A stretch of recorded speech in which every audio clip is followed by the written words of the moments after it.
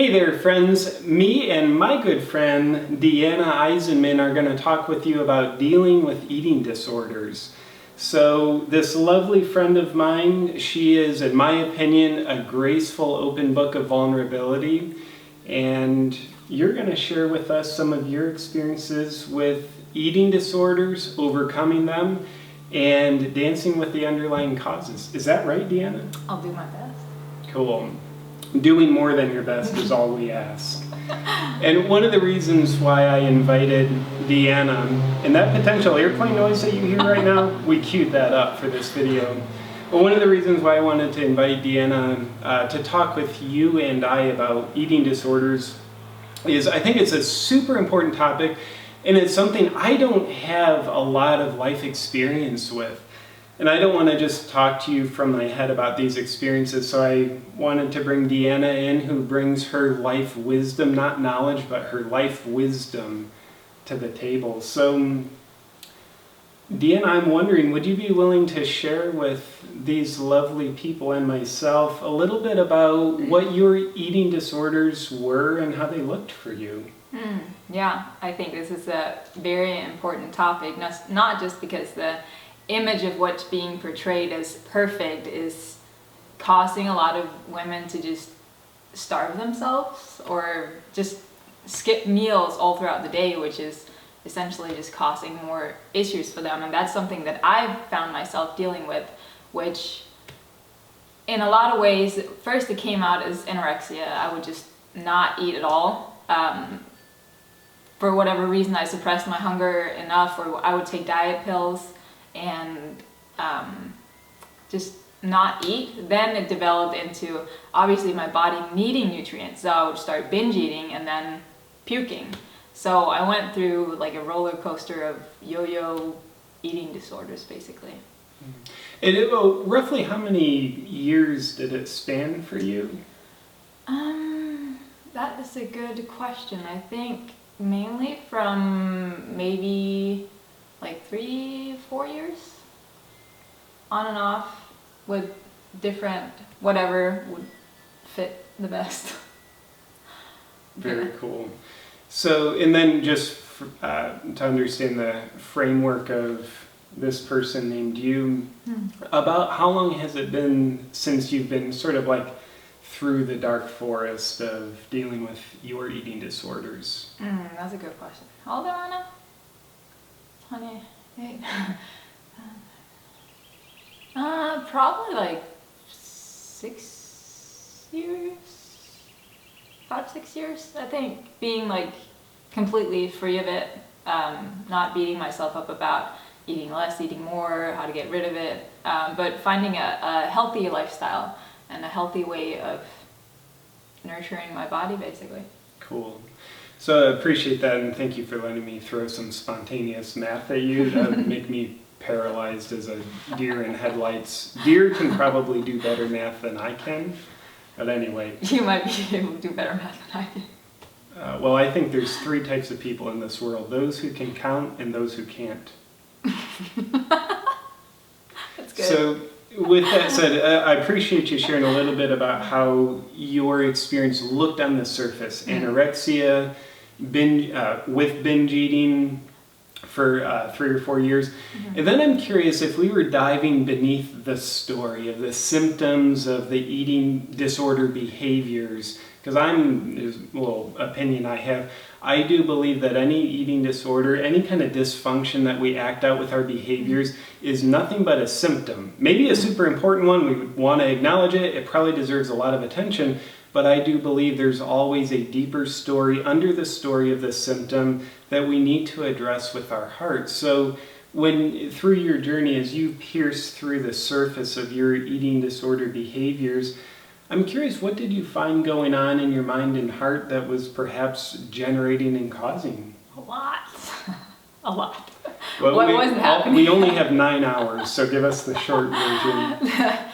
I call it the Snapchat version, because you gotta fit it in like 90 seconds. Not even. See, math. Short version is that basically my dad left when I was really young, which led me to obviously crave attention from guys to just fulfill that hole that he wasn't there to fill. And that led me into another deep hole of, obviously that's not the greatest attention and not how you want to receive it. But on the other side, I became the pretty girl. So all of a sudden my worries were about, am I ever going to find someone who's going to love me for other things than how I look? And not only being pretty or perceived as the pretty girl, then I put this idea of having to be even more perfect on myself. I had to be even skinnier, even greater, even better. And my parents just basically weren't, well, my stepdad and my mom they weren't there emotionally the way that I would have desired them to be. So bad relationships, not eating, overeating. Yeah, well, thank you for that. One of the gems that I heard you say is, when you were very young, your father left, and to just super oversimplify what I heard you say is that left a deep and pervasive sense of being out of control in life that then perpetuated the symptom of trying to get other guys to fulfill the role of dad for you. In other words, trying to find a sense of control through other guys to compensate for how you were out of control when dad left.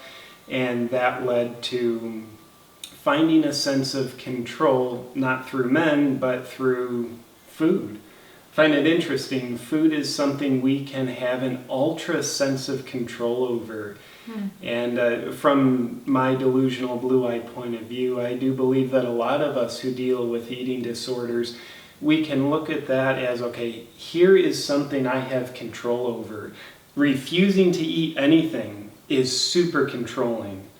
Eating everything is super controlling. Eating everything and then vomiting it up is super controlling. It's a repetitive pattern which gives in my opinion, the deep wound of our heart, the pacifier of a sense of control. Unfortunately, it comes at our own expense. But, actually I just had a memory of, I think it started way earlier, because I just had a memory of being, I don't know, maybe I've been like 8 or 9, in the kitchen. It was summer. I grew up in Denmark. We have amazing peas in the summer, peas and strawberries.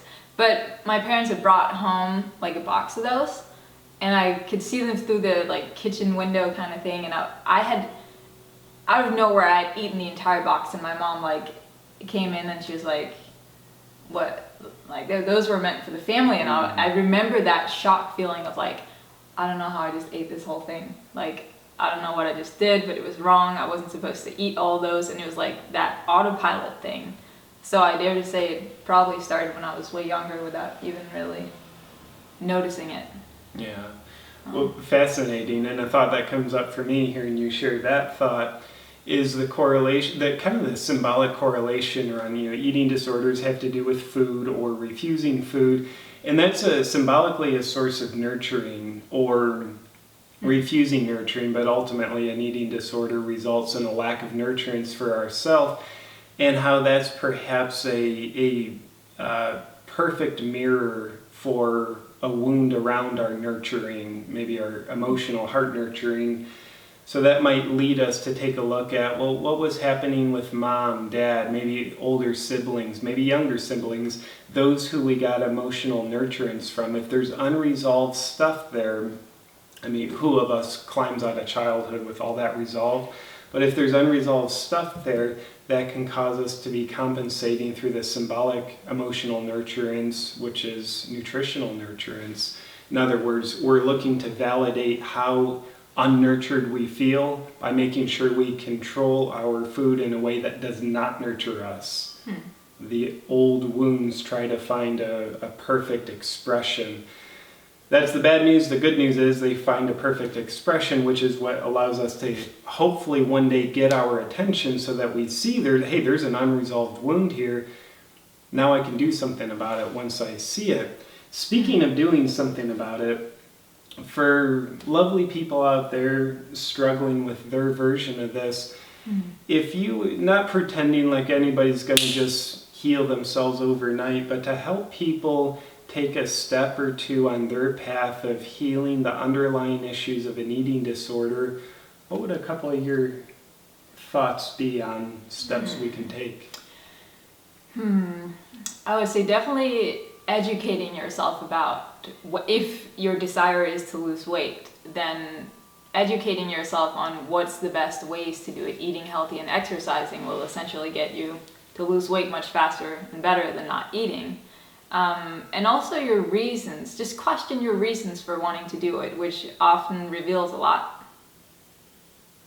It reveals a lot to yourself, about yourself. And I think just asking the questions and hear yourself ask and answer might shock you when you're like, wow, is that really my answer? Like, why would I want to do that? That makes no sense. So basically just becoming aware of the situation. Awareness, action. Yeah, I think those would be. Yeah, thank you. And I love your thought about asking yourself why you want to do what you want to do. If you think you need to lose weight or want to lose weight, asking yourself why. Wise people, Diana being one of them, always say why you do what you want to do is far more important than what you actually do. And what I heard you ultimately say is when we ask ourselves why, it leads us to this thing called self-awareness, and self-awareness leads us to this thing called ourself, getting more connected with ourself. And even sometimes when we know what the issue is and like, yeah, that sounds really stupid, but I'm gonna do it anyways. And you know, it might not change overnight, but at least you're aware of it. And over time, that will change.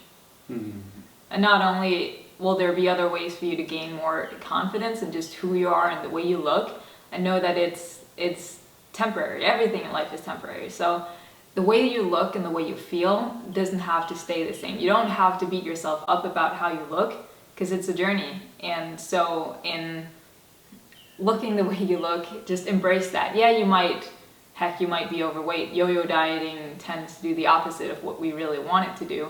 So just embrace that wherever you are is where you are, and you're going to take steps in improving it. Amen to that. And just a last thought that comes up, a curious thought. The way you think you look, what if that's primarily authored by the unresolved feelings you have inside? What if the way you think you look has nothing to do with how you actually look, but everything to do with unresolved feelings that you have inside? So if parts of us feel ugly and unworthy inside, then do we actually see those unresolved shadow emotions projected onto the image we see in the mirror?